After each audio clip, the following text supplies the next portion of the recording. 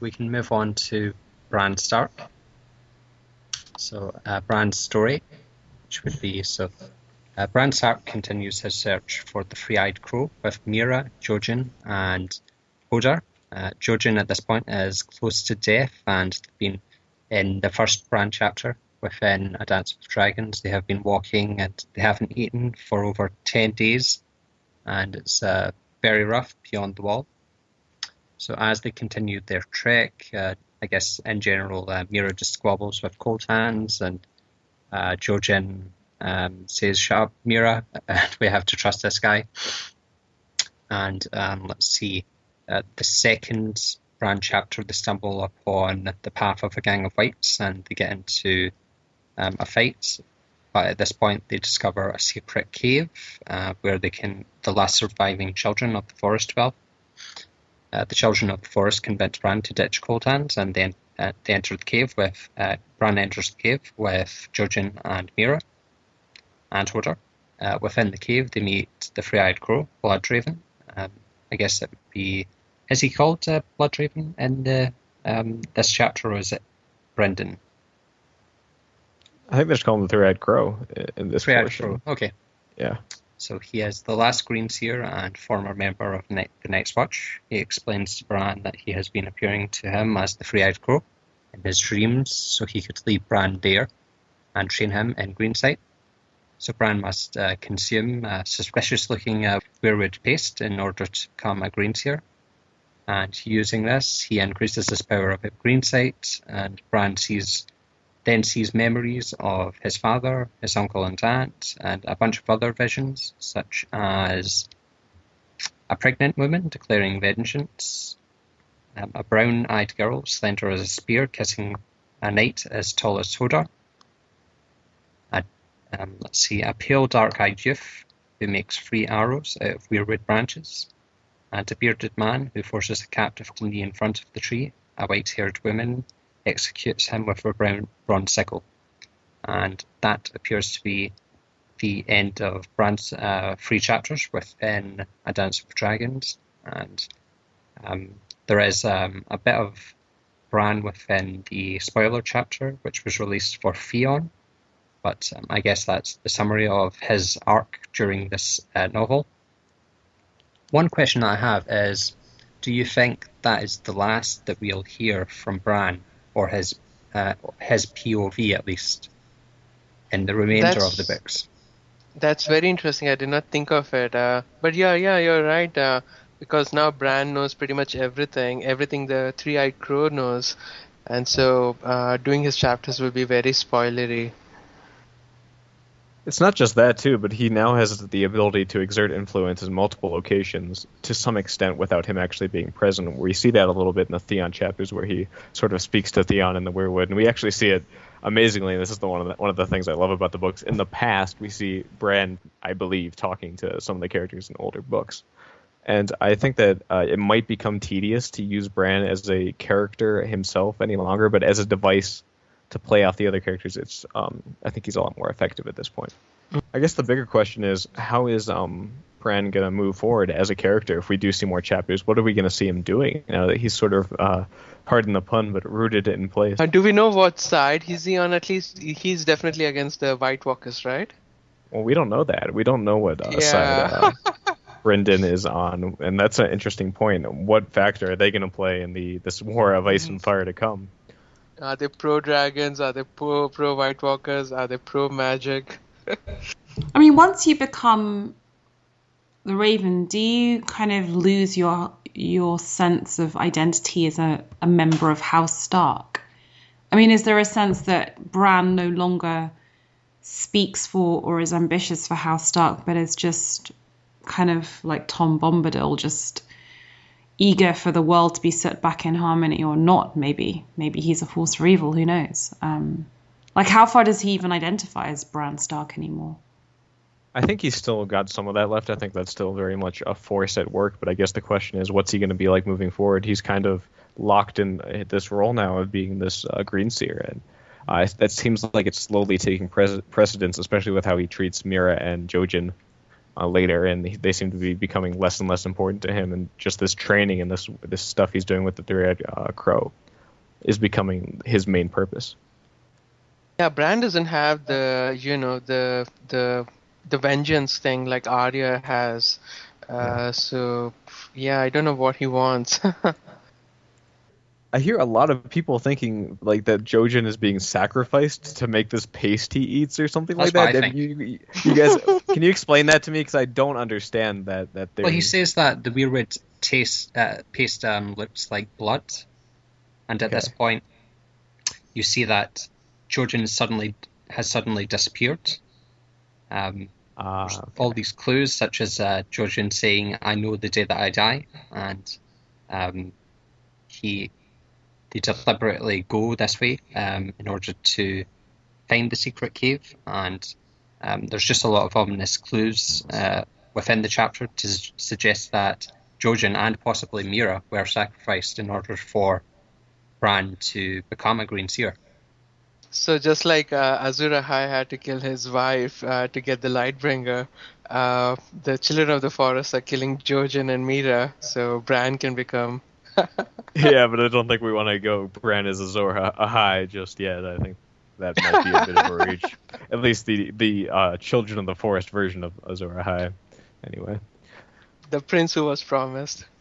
Yeah, who knows? There is a clue which, before he takes the weirwood paste, that they say that this paste is required as a special task or thing in order to become a Green Seer. And that's the clue which made me think of Jojen being sacrificed to make this paste. Yeah, I guess when you talk about all these clues, it is viable. I wasn't able to fathom that idea, but it definitely does make sense when you talk about it like that. But man, I guess that really does show that Bran is kind of forsaking all of his ties to the past. I think Jojen was always a weak kid, and making the trek all the way across the wall and everything almost had him killed. And I think his willpower kind of kept him alive. And now that his mission is done of getting Bran to the three-eyed crow, I think that's why he's dying. I don't think they're doing anything bad to him. That's just my opinion, though. So running under that assumption that Jojen's out of the picture. What's up with Mira? You have that up there. So what do you think's happening with her? Do you think? They do say that. So Bran says that Jojen is gone, and also he mentions Mira being missing from the room later that night, and it makes you think what happened to Mira. If Jojen was sacrificed, what became of Mira? Did she try and get involved when they tried to kill her brother and they killed her too? And there's that moment, I think, where she is very upset and distraught about something, and she runs off, and we don't see her after that, right? That's right. Totally we don't see her after that point. Okay.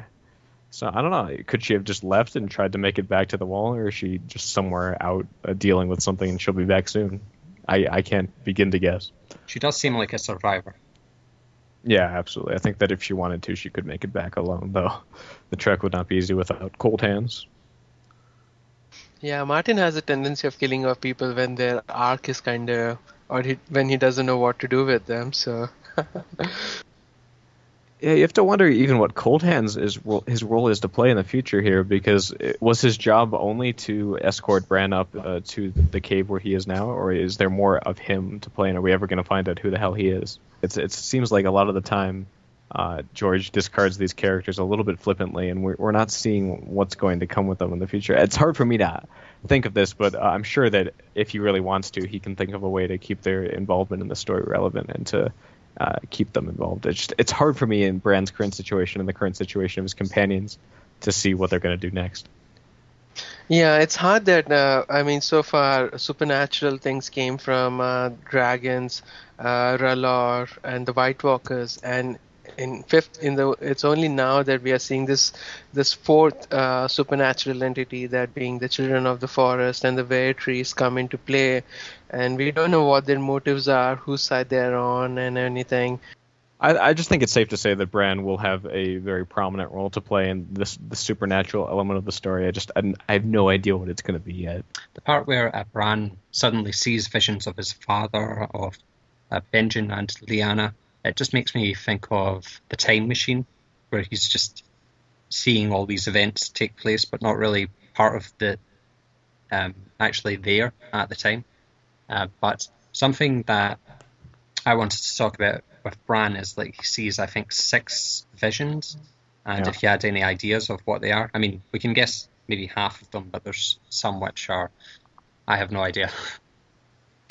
Yeah, Brendan, the podcast historian, did this detailed analysis back when the forums were up, and I wish the forums were up right now so we could look into those. too. And I was trying to look on it's Westeros, but I very couldn't find anything. interesting. Yeah, it's very interesting. Like, take for example the pregnant lady who was praying for vengeance. I mean, who's that? Somebody was like, is she Ned isn't that Stark's I- grandmother, the one from Skagos or something? Because there was a rebellion with Skagos, they put down, and the Starks took one of the people as his wife. And so, was this her, of Starks? Yeah, it could be a Lady Dustin. Oh yeah, that actually makes sense. So she's Lady Dustin was the one who had an affair with Brendan Stark, and Brendan promised to marry her, but he eventually was betrothed to Catelyn, and then he eventually died. But it kind of got a feeling that all the scenes he was seeing was from the same tree or Oh, something, that's a good right? point. Because Yeah, the all tree in was Winterfell. shrinking in size as it went. Right. We know for a fact because of that it's going into the past steadily, so we can assume that this occurs before Lyanna, which seems like the second vision is Lyanna, pretty firmly. I think that's one of the more obvious ones. So we have to assume the pregnant woman thing occurred after she was a child. So I think Lady Dustin is a really good guess. But why would she be in Winterfell? Discuss the visions. So let's see. The first one was pregnant women declaring vengeance, and we don't really know. Arya look like and younger boys, so that would be Lyanna and Benjen. But any other guesses? If I can go on a tangent here, it's interesting that Ned Stark named some of his kids after his brother and father, but he named none of his girls after Lyanna. I mean, he could have named Sansa as Lyanna, or at least Arya as Lyanna, because that kind of reminds him of her, right? Maybe Lyanna had Ned promise her not to name any of his kids her. Maybe What that was twist that would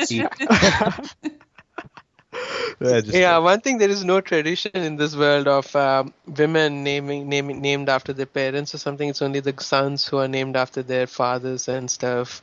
But yeah, it's an interesting choice not to name Lyanna.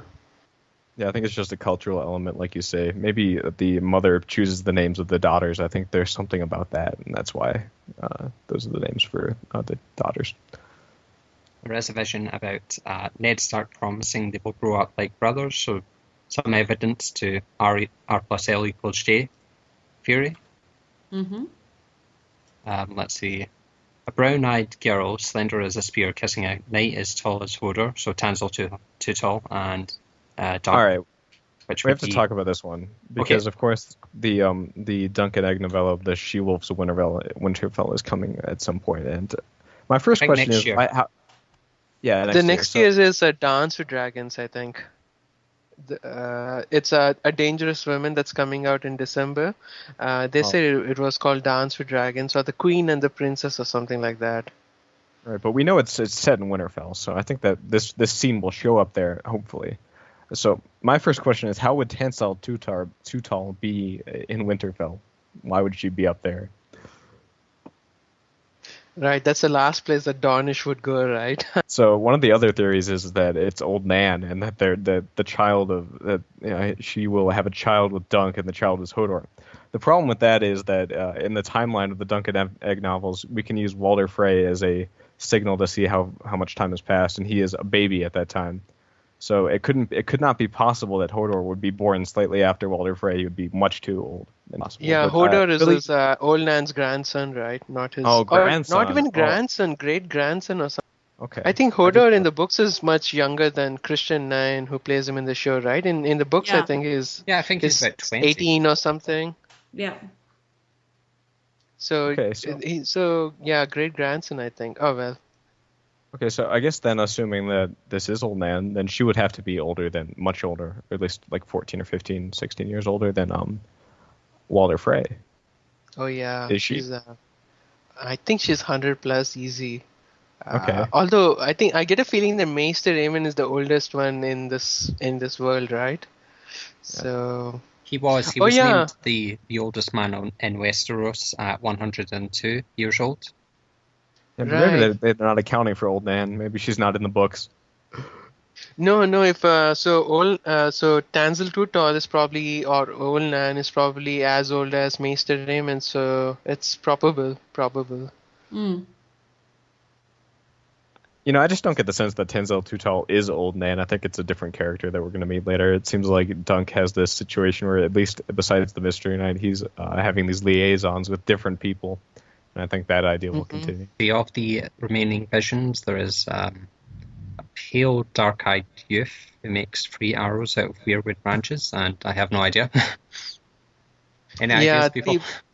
People say that's Bloodraven, and the weirwood tree, and he was one of the black. I'm sorry, I'm blacking out here. But Bloodraven is the bastard of the Brackens, right? And the Brackens have a giant weirwood tree in their castle. We see that when Jaime goes to take their castle or something. So. Yeah, that makes a lot more sense than what I've heard, which is theories like it's King Theon Stark, who is just one of the Starks named along the line. We don't know much about him, but yeah, that makes a lot more sense. I guess the only question is, why is he up in Winterfell? Yeah, why are they letting him kinda, carve arrows out of the tree?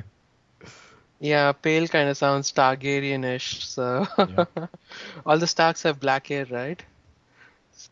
No, let's see. Rob and Sansa have auburn hair.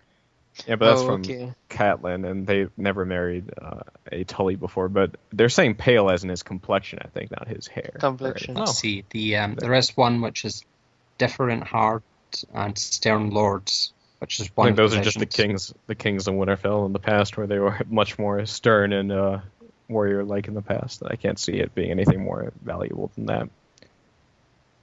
And then finally, there's a bearded man forces a captive to kneel in front of a tree. A white-haired woman executes him with bronze sickle. So something I've seen on Westeros right now, it is when Jon walked Ghost and saw the wildling army in the Frostfangs. Oh, okay. But that's the only thing that I can find so far on that. Or on any of the remaining visions, in fact. So the first men were Bronze Age civilization. It was the Andals who brought iron to Westeros, right? So does this mean this is before the Andals' arrival? Plausibly have to be very far into the ancient past here with what's happening here, because this is obviously a very barbaric tradition that we have heard nothing about. Or maybe it's not a tradition, but it's something that's being done in front of a weirwood, which gives me the impression there's some kind of religious connotation to it. Mm-hmm. Well, maybe it's going to be all linked in. I mean, this to me is an indication that the guys from the north, the old god supporters, would back in the day have been practicing some kind of blood sacrifice. Maybe it's going to link in with the explanation of why Bran seems to be eating a bloody paste. But I think it's something from far back, not recent history. Yeah, me too. I think this was in one of the Davos chapters when one of the guards were telling him the story of Wolf's Den in White Harbor and how it was the den of some outlaw bandits, and then one of the Starks defeated them, and he had them killed and had all their organs strung up on their god's wood or something. I might be totally misremembering this. But I remember hearing something like that all the bandits were killed and their organs were hung on the trees and stuff like that. Okay. I think it's just one of those things we're going to read back. You know, it's like all these prophecies, when you read back the books, and you're like, oh my God, it's so obvious that it's that, once we have more of the Duncan Egg books and whatnot. That's good to know. I've been thinking about your ideas, Zach, that maybe Bran doesn't get any more POV chapters, and I'm wondering if maybe Bran becomes a kind of epilogue or prologue character who, in an epilogue or prologue, gives us kind of flashbacks back to things like the Tower of Joy and whatnot to kind of flesh out the backstory. Because if you think about how they've been used, sometimes they're used just to give us a glimpse into a location we've not been at. But sometimes, as with, the skin change, they used to give us more kind of knowledge about the world that we need to frame the current events. And that would be a cool way of still keeping Bran, but avoiding the issue of the fact that he's now basically stuck to the roots of the ground and almost knows too much to be a dramatically tense POV character. And No, that makes total sense. Everybody during Robert's rebellion is dead. So, yeah. And you could except Howland Reed. Yeah. Supposedly. So I think that would be kind of interesting. And he did seem like the only thing in that Comic-Con panel was so lacking in real information, but he was very insistent that by the time that we finish these books, we'll have all the big answers and we'll know everything we need to know about Robert's Rebellion. And unless you suddenly have Howland Reed, I don't see which other characters can really give us that density of knowledge other than Bran. But you're right. And of course, every prologue so far has had a magical connotation to it, so that certainly could make sense. Yeah, or even have because he has played a little bit with format, like having changed the titles of chapters from being, Sansa 1 to, descriptive ones. So maybe he'll have a format if it's a longer book where he has a prologue, epilogue, and maybe like a middle chapter that's a kind of a break to Bran, so to say, for a bit of flashback. But I wouldn't be surprised to see that kind of format. Yeah, I do think that Bran will, in some sense, though, have some kind of role to play beyond just expository backstory for us to enjoy. Well, there has to be a dramatic Jojen dying moment, right? Because that whole "this is not the day I die" shtick has to pay off somehow, right? If I don't see some awesomely grim death scene, I'm going to feel very shortchanged. He got killed off screen, getting turned into paste by the children in the forest, I guess. Yeah, I thought you're going to cut it, because that's not a day I die.